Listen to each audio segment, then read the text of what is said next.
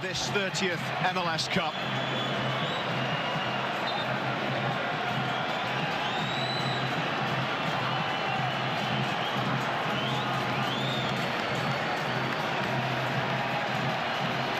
The first MLS Cup to be played in Florida, and the trophy will be hoisted by the home side. Everybody waiting. It's all over. This is Miami's moment. This is Messi's moment. MLS Cup champions for the first time as the Whitecaps fall short.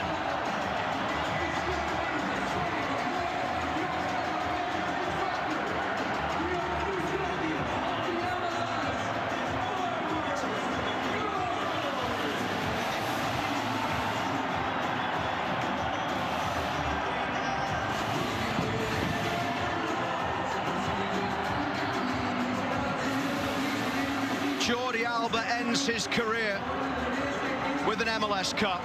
Sergio Busquets ends his career with an MLS Cup.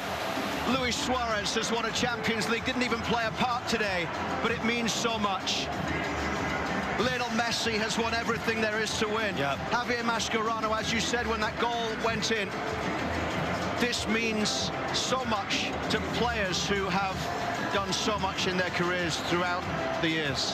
Yeah, because every minute that you're fortunate enough to play this great game, whether it's in Europe or it's in South America or it's on the world stage or it's in MLS, you've got an opportunity to go and achieve something, to show people what you're made of as an individual, what qualities and strengths that you have, and how you can be stood up and be counted for. And all these guys are out-and-out winners. They want to win every single time they step on a football field, and that's what shines through here this afternoon.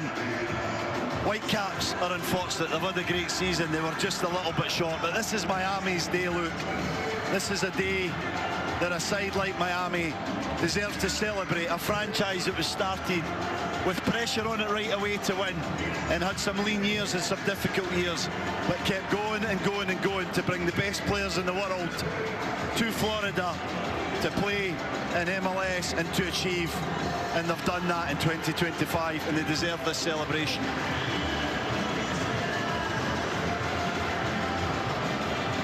Ali Ahmed had levelled on the hour mark for the Whitecaps after Ocampo's 8th-minute own goal. But then Rodrigo de Paul in the 71st, Allende in stoppage time, both assisted by Lionel Messi. Here are the final stats, record-breaking MLS playoff stats. 9 goals for Allende. Lionel Messi, 6 goals and 9 assists, a record for postseason goal contributions. 15 goal contributions in 5 games in the MLS Cup playoffs. Incredible numbers.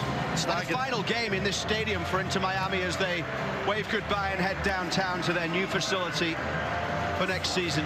Yeah, and it's staggering. The numbers are staggering, and the celebration here is just wonderful to watch. It's not great if you're a Whitecaps fan, but if you're a lover of football, to see a player like Jordi Alba celebrate like this and be sent off in the right way with another trophy, a player who's given so much to the game. He's always going to be linked with Lionel Messi, but watching they two play through the years has just been a joy, and his winning mentality, the way they manage the game at the end as well, Luke, in terms of going in the lead and then just controlling the match, controlling the pace of the game, knowing where the ball should be and how to keep it away from the danger areas at the other end is just phenomenal to watch. That's why they're winners, and you can't help but feel emotional that guys that have been there, done it and seen it are still celebrating like that at the end of a game like this.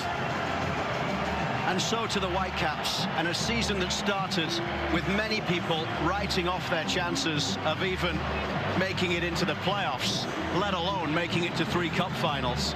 an incredible run to the CONCACAF Champions Cup final before falling against Cruz Azul. Another Canadian championship, a 5th all-time and a 4th in a row for Vancouver in Jesper Sorensen's first season in charge. And then an MLS Cup appearance.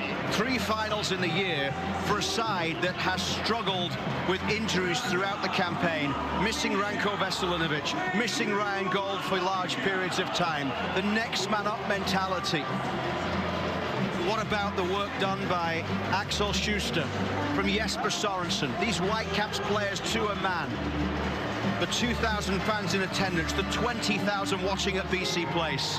It's a season for Vancouver Whitecaps to be proud of everything they've achieved. Yeah, they should be proud. It's been a tremendous season, and as you mentioned, a lot of contributors to that success, and they deserve their credit for sure. And they've came out here today and they've gave a great account of themselves as well after going behind and coming back. And at that moment in the second half where Sabi hit both posts, you felt like it was Vancouver Whitecaps' game to take.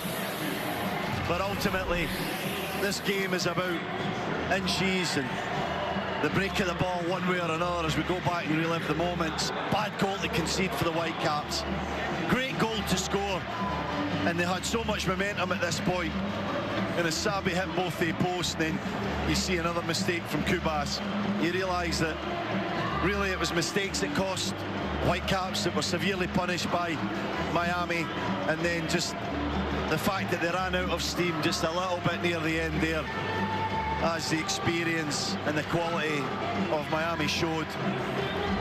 The celebrations there again tell you just how much this means to this franchise, and it means to the group that have managed to achieve success for Inter Miami. Let's head back in studio to Camilla and Kevin Kilbane.